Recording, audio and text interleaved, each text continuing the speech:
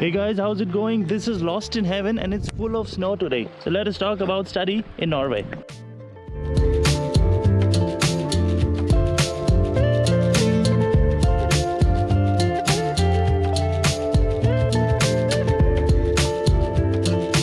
आज थोड़ा better day है वीडियो बनाने के लिए और इतनी बर्फ़ नहीं पड़ रही है जितनी पहले पड़ रही थी और ये मेरा दूसरा अटेम्प्ट है ये वीडियो बनाने का basically. But in case you thinking to study in Norway, this is how it's gonna look basically. Right behind me if you can see it, full of snow, not whole year but most of the time.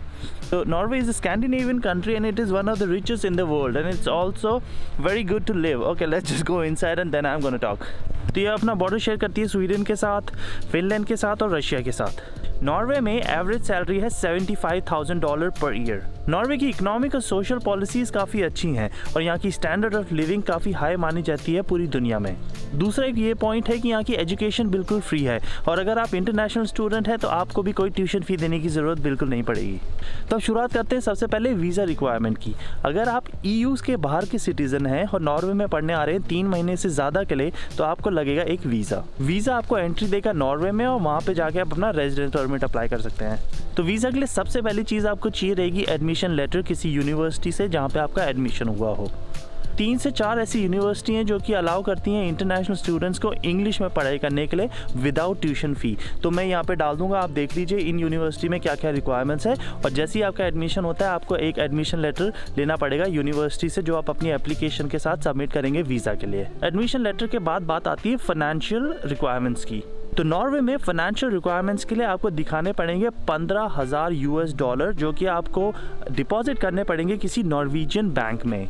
इसके लिए university help करती है और आप उनके किसी bank account में ये $15,000 जमा कर सकते हैं और आपको मिलेगी एक रिसिप्ट जो कि आपको अपनी एप्लीकेशन फॉर्म के साथ सबमिट करने पड़ेंगे. ये $15,000 बेसिकली 10 महीने के लिए होते हैं और ये आपको हर महीने मिलेंगे वापस आपके खर्चे के लिए जब आप नॉर्वे में पढ़ाई कर रहे होंगे. इसके बाद बारी आती है अकोमोडेशन की. अब जब आप वीज़ा के लिए अप्लाई करते हैं तो आपको ये दिखाना पड़ेगा कि आपके पास ऑलरेडी अकोमोडेशन है नॉर्वे में. तो इसके लिए भी आप यूनिवर्सिटी की हेल्प ले सकते हैं क्योंकि ये आपको वहाँ पे अकोमोडेशन प्रोवाइड करती है स्टूडेंट हाउसिंग के तहत, या फिर एक चीपर स्टूडेंट हाउसिंग ढूंढ सकते हैं यूनिवर्सिटी से बाहर लेकिन ज़्यादा दूर नहीं. उसके बाद एक चेकलिस्ट होती है जो आपको भरनी पड़ती है, साइन वगैरह करनी पड़ती है. और एक और चीज़ है, आपको लेटर साइन करना पड़ता है कि जब आपकी पढ़ाई ख़त्म हो जाएगी तो आप वापस आ जाएंगे अपने घर, यानी कि अपने होम टाउन या फिर अपनी होम सिटी में. तो घबराइएगा मत, मोस्टली यूरोपियन कंट्रीज़ में ये एक लेटर साइन होता है. जब मैं आया था मैंने भी साइन किया था.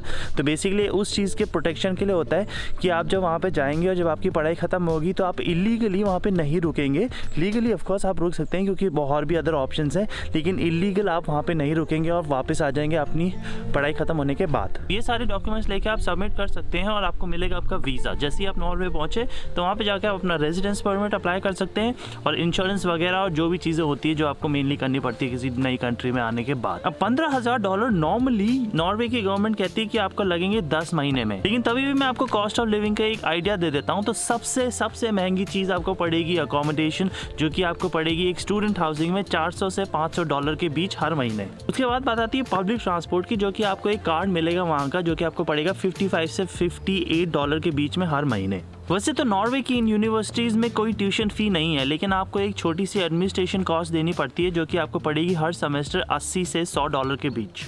खाने की बात करें तो ऑफ कोर्स अगर आप खुद खाना बना रहे हैं तो वो आपको चीप पड़ेगा, लेकिन अगर आप स्टूडेंट कैंटीन में या कि यूनिवर्सिटी की कैंटीन में आप खाना खाते हैं तो आपको पड़ेगा $8 से लेके $11 पर मील के बीच में. किसी इनएक्सपेंसिव रेस्टोरेंट में जाके खाना खाएंगे तो $15 से $25 के बीच, और थोड़े एक्सपेंसिव तो ऑफकोर्स $30 से $40 के करीब. उसके बाद बारी आती है टेक्स्ट बुक की. तो टेक्स्ट बुक्स जैसे कि आपको हर सेमेस्टर क्या पता नई बुक खरीदनी पड़ती हो. नॉर्मली तो आप ऑफकोर्स सेकेंड हैंड ले सकते हैं आपके अलुमनाई से या फिर जो बाकी स्टूडेंट्स हैं उनसे या फिर किसी लाइब्रेरी से, लेकिन नॉर्मली $200 से $300 के बीच में हर सेमेस्टर एक्सपेक्ट कर सकते हैं आप नई बुक खरीदने के लिए. तो कुल मिला के अगर मैं एवरेज कहूँ तो $1,300 से लेके $1,600 के बीच में आपका खर्चा हो सकता है नॉर्वे में. अब ऑफकोर्स कॉस्ट डिपेंड करती है आपकी स्टैंडर्ड ऑफ लिविंग से. क्या पता आप 1300 से कम में भी अपना जुगाड़ आराम से निकाल लें या फिर आपको 1800 भी कम पड़े. तो ये डिपेंड करता है आप पे. अब कॉस्ट ऑफ लिविंग तो मैंने आपको बता दिया नॉर्वे का, लेकिन आप इसे फाइनेंस कर सकते हैं वहाँ पे पार्ट टाइम करके। अब नॉर्मली जब आप किसी नई कंट्री में जाते हैं तो एज अ स्टूडेंट कम से कम आपको 7 से 8 महीने तो लगेंगे, specially non English speaking countries में सेटल होने में या कि वहाँ पे लोकल लैंग्वेजेस सीखने में। तो एक्सपेक्ट कीजिए 6 से 7 महीने के बाद आप शायद आपको आसानी से काम मिलना शुरू हो जाए जब आप लोकल लैंग्वेज वहाँ की बोलना शुरू कर दें। तो नॉर्वे में थोड़ा ईजियर है पार्ट टाइम रूल्स। तो बेसिकली आपको अलाउड है 20 आवर्स पर वीक वहाँ पे काम करना। तो बेसिकली हर महीने 80 घंटे आप एज पार्ट टाइम वहाँ पे काम कर सकते हैं और समर हॉलीडेज़ में फुल टाइम कर सकते हैं, जो कि शायद है जून, जुलाई और अगस्त के बीच में।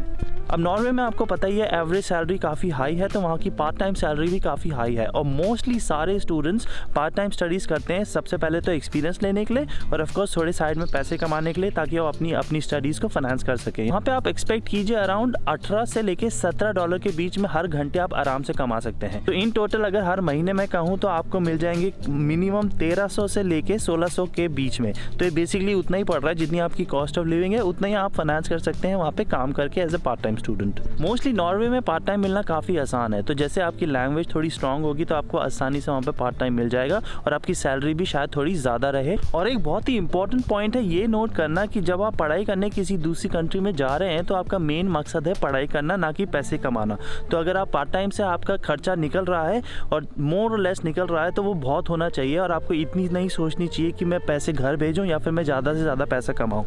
मेन फोकस आपका होना चाहिए पढ़ाई पे, अच्छे ग्रेड लाने पे, और जब आपकी पढ़ाई ख़त्म हो जाएगी तो ऑफकोर्स आपको अच्छे ग्रेड से आसानी से अच्छी जॉब मिलेगी जिससे आप अपने पैसे कमा सकते हैं। मोस्टली तो आप मास्टर्स के लिए अप्लाई कीजिएगा क्योंकि शायद बैचलर्स इतना आपको इंग्लिश में ना मिले, लेकिन जब आपकी मास्टर्स ख़त्म हो जाएगी तो आपके पास ऑप्शन है 1 साल का जॉब सर्च वीज़ा अप्लाई करने का नॉर्वे में। तो बेसिकली 1 साल में आप अप्लाई कर सकते हैं किसी भी जॉब में, आप अपनी पढ़ाई के बाद वहाँ पे रुक सकते हैं। और मोस्टली अगर आप इतने साल वहाँ पे रहे हैं और आपके पास एक्सपीरियंस होगा वहाँ पे पार्ट टाइम करने का और अब आप लैंग्वेज भी बोल सकते हैं तो आपको आसानी से वहाँ पे जॉब मिल जाएगी और बेसिकली 1 साल में तो मिल ही जाएगी। तो अगर हम परमानेंट रेजिडेंसी की बात करें तो आपको 3 साल जॉब परमिट में रहना पड़ेगा। तो जब आपका time as a student count नहीं होता, तो जब आपकी पढ़ाई ख़त्म होगी और आप कहीं काम करने लग जाएंगे तो आपको इश्यू होगा एक जॉब रेजिडेंस परमिट, जो कि आपको 3 साल रखना पड़ेगा और उसके बाद आपको परमानेंट रेजिडेंसी के लिए आप अप्लाई कर सकते हैं। सिटीजनशिप की बात करें तो आपको नॉर्वे में 7 साल रहना पड़ेगा और उसके बाद आप एलिजिबल हो जाएंगे नॉर्वे की सिटीजनशिप अप्लाई करने के लिए। तो गाइज़ ये थे कुछ पॉइंट जो मैं आपको बताना चाहता था नॉर्वे के बारे में। और ये काफ़ी एक अच्छी कंट्री है जो कि आप एक्सपेक्ट कर सकते हैं वहाँ पे जाके पढ़ाई करना, वहाँ पे जाके रहना आगे चल के। तो इसके बारे में थोड़ा और रिसर्च कीजिए। तो मैं आपको रेकमेंड करूँगा अगर आपको प्रॉब्लम नहीं है थोड़ी ठंडे वेदर से, या फिर जिनको एक अच्छी स्टैंडर्ड ऑफ लिविंग चाहिए किसी नॉर्थ कंट्री में और आगे चल के आप वहाँ पर सेटल होना चाहते हैं और दुनिया की सबसे एक ब्यूटीफुल कंट्री में रहना चाहते हैं और हाँ एक वाइकिंग बनना चाहते हैं, तो आप ज़रूर मैं आपको रेकमेंड करूँगा यहाँ पे आप पढ़ाई करने की सोच सकते हैं आगे चल के। तो मेरी रिकमेंडेशन तो यही रहेगी कि आप यहाँ पे जाके अप्लाई कीजिए यूनिवर्सिटी में और देखिए क्या क्या कोर्सेज अवेलेबल हैं। तो guys thank you very much for watching this video. Hope आपको ये काफ़ी इन्फॉर्मेशन रहा होगा। अगर रहा है तो लाइक कीजिए, शेयर कीजिए, सब्सक्राइब कीजिए। मुझे बताइए और क्या क्या चीज़ें आप जानना चाहेंगे नॉर्वे के बारे में या फिर किसी और कंट्री के बारे में, और मैं आपको मिलूँगा मेरी अगली वीडियो में। तब तक के लिए थैंक यू।